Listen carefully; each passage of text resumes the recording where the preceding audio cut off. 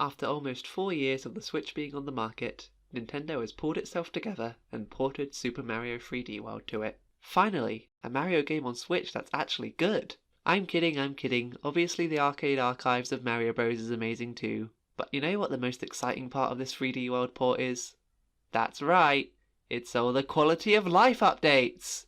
The increased character speed that would make Sonic blush, multiplayer in the Captain Toad stages, which I'm sure will make competitive Captain Toad matches the next big thing in esports, and cursor controls, so now every player can use the touchscreen functionality, instead of just the person with the gamepad. Oh boy, I love touching this greasy gamepad screen. Wow, touching stuff on the gamepad sure does look fun. Can I have a go? No, you have to play using a crappy plastic wand.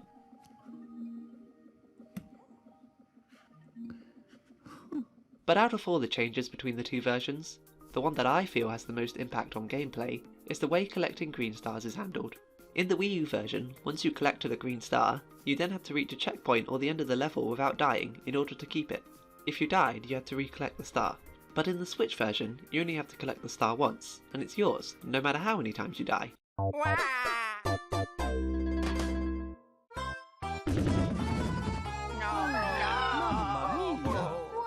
Now, whilst all the other quality of life changes I've listed so far are a straight upgrade in my opinion, this is the one change that I'm a lot more mixed on. On the positive side, this makes collecting stars way less frustrating in the Switch version. Obtaining the green stars can be like a mini challenge in themselves. These challenges can range from exploring a given area, to completing a mini puzzle, to pulling off a risky platforming maneuver. In the Switch version, you only have to successfully complete this challenge once in order to get the star, and never worry about it again. But in the Wii U version, you may have had to complete the same green star challenge multiple times, if you kept dying after obtaining it. Take the second star in Cakewalk Flip as an example. To obtain this star, you have to complete this ball puzzle by timing your jumps correctly. In the Wii U version, not only would you have had to complete this challenge successfully, but you would then also have to make it to the flagpole without dying. It would be annoying for a player who had already meticulously timed their jumps to solve this puzzle once, to have to do it again because they died from something unrelated to this puzzle later in the level. But the changes to collecting stars in the Switch version means this annoyance is not present in that version of the game. I think this change is also beneficial for multiplayer. Having to coordinate obtaining stars between 4 people can already be difficult enough, especially if one person is always pressing ahead and not taking time to look for the stars. It can be annoying if you know where to look for a green star, but can't because another player forced you to go past it. What could be worse is if you all coordinated to get the star once, but then all died, so you had to coordinate to get the star again. Going back to the Cakewalk Flip ball puzzle example from earlier, it can already be somewhat tricky to figure out when to time your jumps to guide that ball correctly. But trying to guide the ball when there are 4 people who all want to jump around? Literal nightmare. But, since the Switch version lets you keep the stars after you die, you don't have to worry about all the players being patient enough to collect the same stars over and over again. So there definitely are some benefits that this change brings, but the one glaring issue with it is that it completely negates the challenge of some of the green stars. Mainly the stars that ask you to pull off a risky platforming maneuver. Take this one from Bowser's Lava Lake Keep, for example. The challenge here is that you need to slide down to the green star, right above the lava, and then wall jump back to the platform. In the Wii U version you have to do this successfully, or you will lose the star. But in the Switch version, you can just collect the star and slide right into the lava. It won't matter, because when you come back to life, you still have the star. The player would lose a life and start from the beginning of the level, so there is still something to deter them from not being able to perform the wall kicks correctly. But letting the player keep the star, even though they didn't pull off the platforming, is kind of like letting someone take the first place prize in a race, even though they got a cramp halfway through and gave up on competing.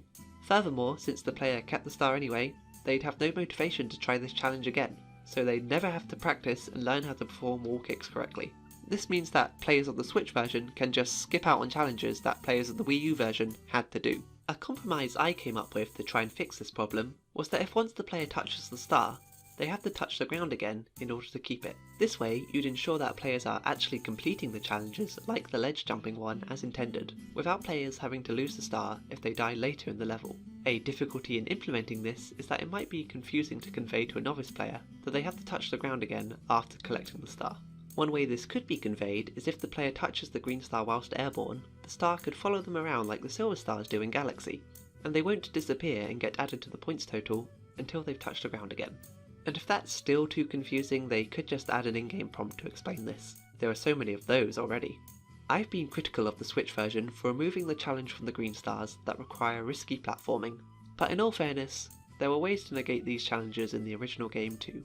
Like, in the Bowser's Lava Lake Keep example, you could avoid doing the wall kicks through multiplayer. One player could have Peach stand on the ledge, whilst the other has Mario slide into the star. As long as Peach stayed alive, it wouldn't matter if Mario died whilst collecting the star. Also, items like the catsuit and the Tanuki leaf existing make for much easier alternatives to get this star. So considering the original game already offered several ways for players to bypass the intended challenge, it almost doesn't matter that the Switch version offered one more. Ultimately, allowing the players to keep the green star after they die cuts down on the amount of time a player is going to spend repeating the same levels. So instead of being stuck in one level, they can move on to experiencing more of the diverse settings and mechanics the game has to offer, which does make for a convenient quality of life improvement. Like the green stars, collecting the stamps has also been changed so you keep them after you die, making most of them easier to collect as well. I say most because there are still the 5 character stamps that require you to beat every level with that specific character in order to obtain them, and the experience of going for those stamps solo is more or less the same between each version, with the exception that the speed is increased in the Switch version, so it's naturally going to be faster to complete levels in that version of the game. Completionists tend to critique this requirement, as they feel that to truly 100% the game, you have to complete every level with every character, which can be pretty tedious to do if you're playing by yourself. But personally, I feel the idea that you have to do this if you want to say you've completed the game is exaggerated. The only content that's locked behind completing all the levels with a specific character are the individual character stamps. It's not like you're missing out on any levels if you choose not to do this, which actually was a problem with Galaxy, as you have to complete both Mario and Luigi's campaigns in order to play the final level. Once you've beaten World Crown in 3D World, you've played through 100% of the game. Saying an aesthetic thing like character stamps count towards it is like saying you need to buy every single costume in Odyssey to get 100% in that game. Although I guess if you're an ultra purist, you may already believe that. But honestly, I'm just glad the stamps were kept for the Switch version at all, especially as other Wii U ports opted to get rid of them. In the original game, the stamps were used for Miiverse posts, which you can't use anymore since Nintendo shut that down. What? This means that anyone who plays a Wii U version now will have lost the driving motivation behind collecting the stamps. They're basically just the 4th green star now, but in the Switch version, the stamps have been revamped for the new photo mode. These photos are usually taken with the intent to share them online, so the stamps keep their social use. But the advantage the photo mode has over the Miiverse posts is that it doesn't require any online servers to work. You can still take a photo and store them on your Switch, even if you don't have an internet connection. The main purpose of taking these photos is still to share them online, but even if there comes a day when all the Switch's online functionality is obsolete, at least you'll still be able to take photos for your personal use.